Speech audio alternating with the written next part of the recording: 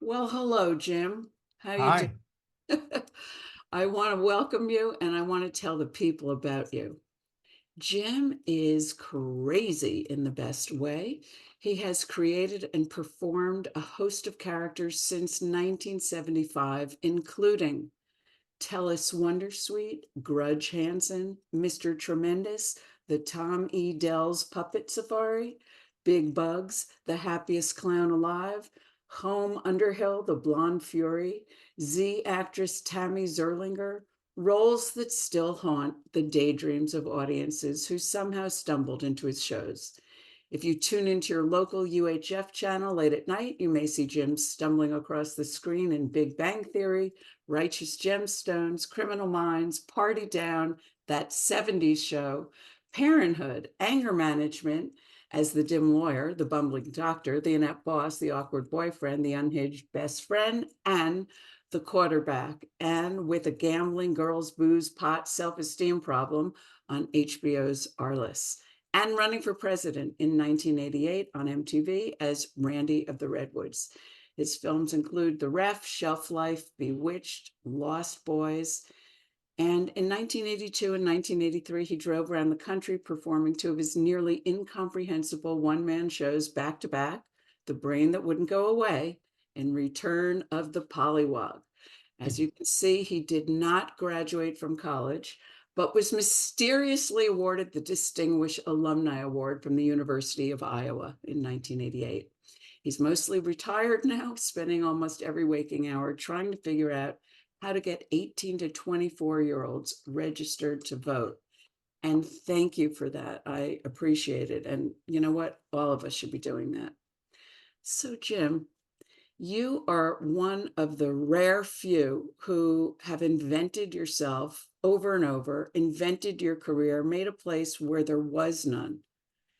And I'm sure because of that, because of your uniqueness, craziness, characterness, maybe you didn't always work, even though you've done so much stuff. So, how did you survive emotionally during the times when nothing was really happening externally? Ooh, emotionally. Wow. I just assumed something would happen. Hmm.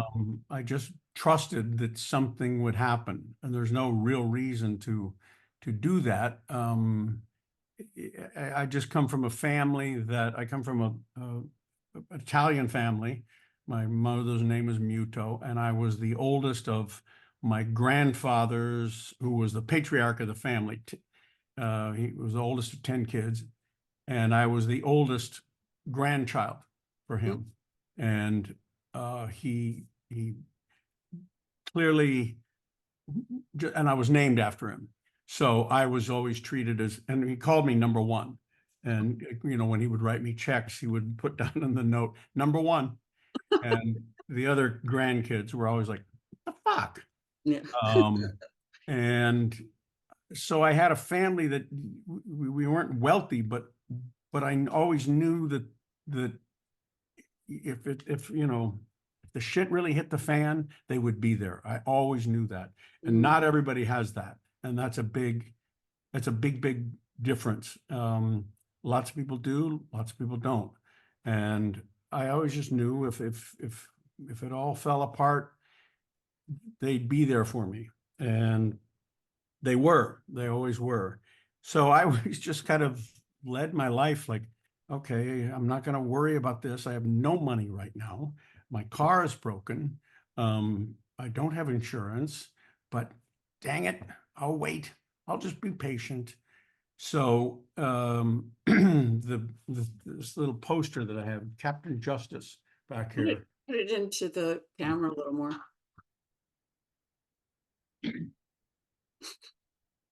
That's me.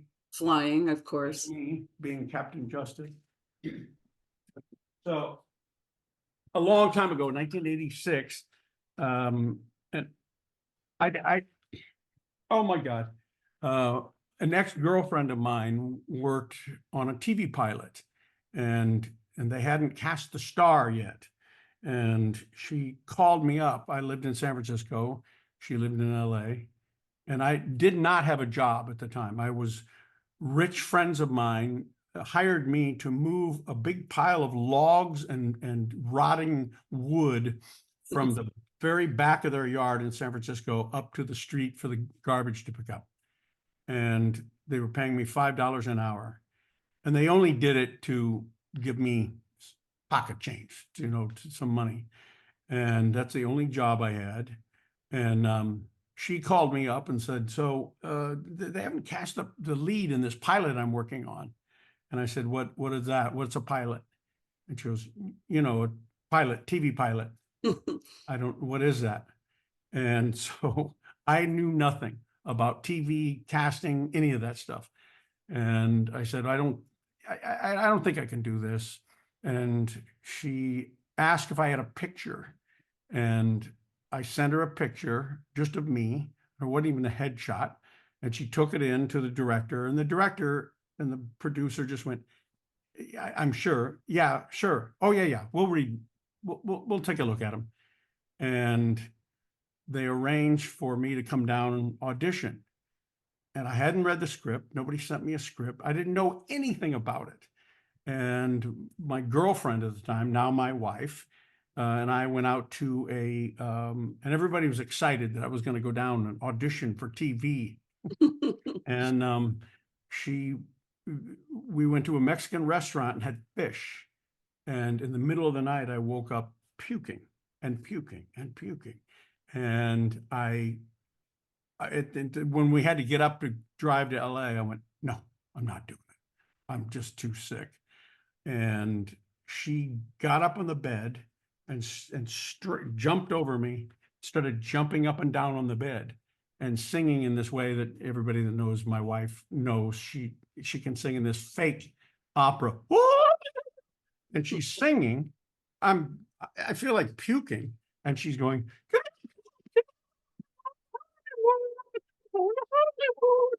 I'm going, oh my God, you're insane. You're insane.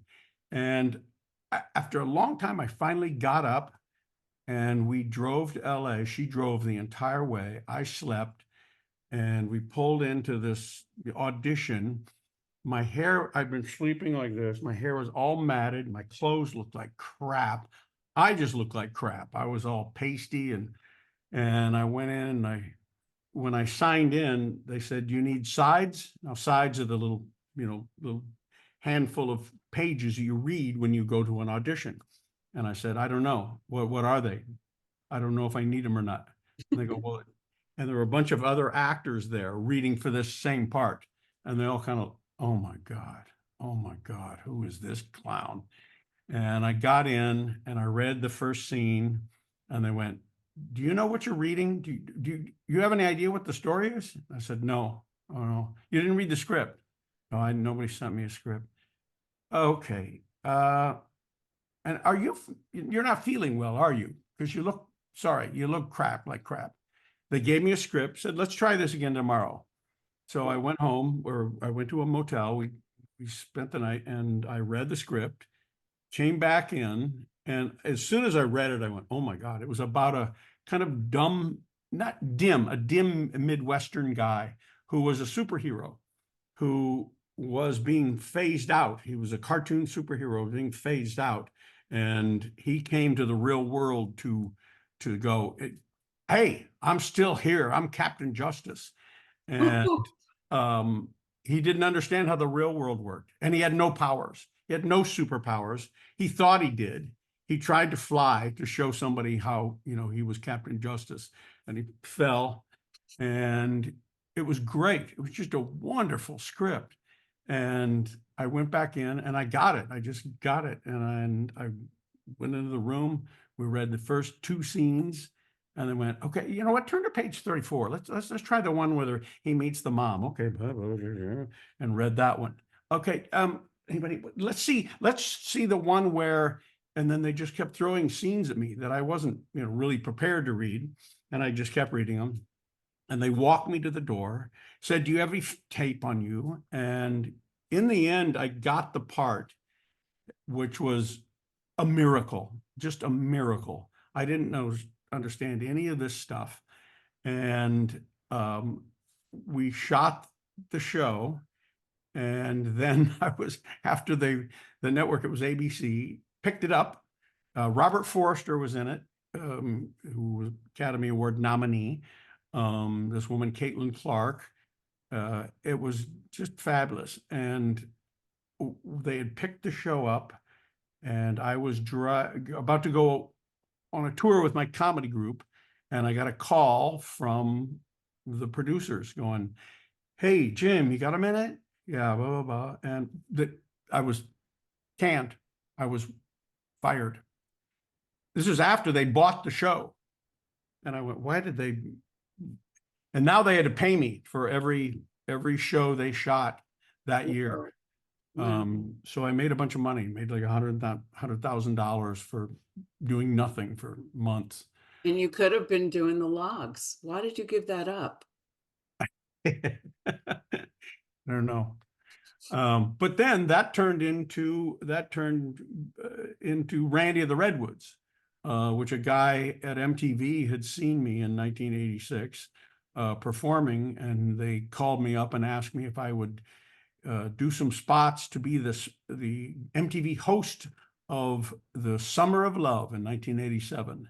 Oh, wow. And 20th anniversary. And so I went to, they didn't even fly me there. They paid me $1,000, and we shot 20 short spots. Oh my God. And drove all over New York for 3 days.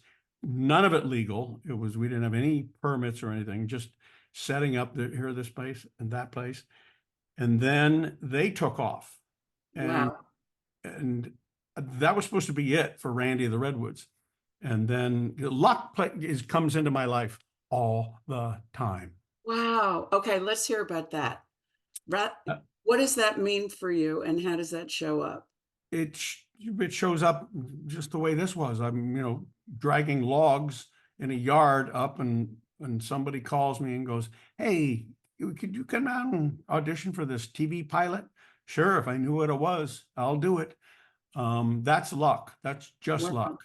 The Wow. fact that they liked me, enough to cast me as the star. And the fact that then Randee swept in right after I got fired.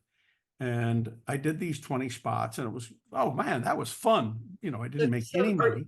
Are you saying that you continuously got work throughout these years? No, it would come and go, but again, I didn't freak out. I just, well, after we did Once a Hero, that's what that Captain Justice show was called. I had some money socked away for the first time in my life. When after I did the audition for the producers, there's all these steps you go through.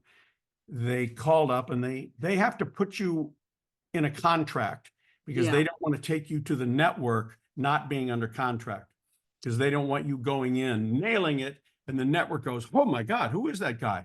Right. Well, we have to negotiate a deal with him. Well, now that guy knows you guys really want me, so they do all of that before.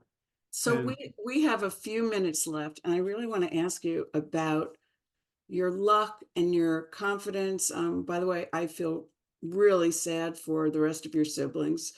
I can't imagine what kind of crappy lives they must have had. All your fault.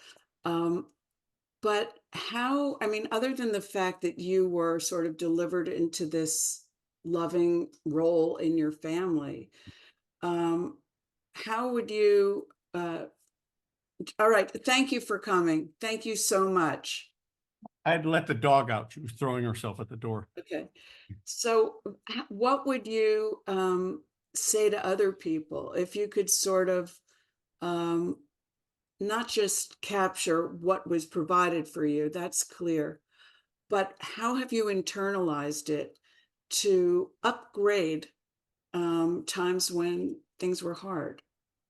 Well, Gabriel is saying to all of us right now, saying yes is often the answer. Saying yes is all the time the answer. I basically did that. I said yes to almost everything that came down the pike, because I didn't And I said yes, more like, I don't know what the hell I'm doing. I really don't. But someone asked me to do this, so I better do that. Oh, and Fantastic. now I'm doing this. Oh, I'm not really good at this. Can someone help me with this? Saying yes to stuff is huge. It really is. And I mostly still do. But now that I'm kind of retired, I say no every now and then. But you know, like what I do with registering voters, I was asked to get involved with this thing, and I came up with an idea because I have a movie screen in my little backyard, and I said, you know what, I could show movies back here, and Wow. we can do that to raise money to pay for our Good Deed Corps. That's the name of our voter registration. You Um, always have had, whether it's movies or crazy parties, you are a magnet for incredibly creative and funny people. oh, well, thank And you. I think everyone who knows you can attest to that. So we have to actually put this conversation on hold for now.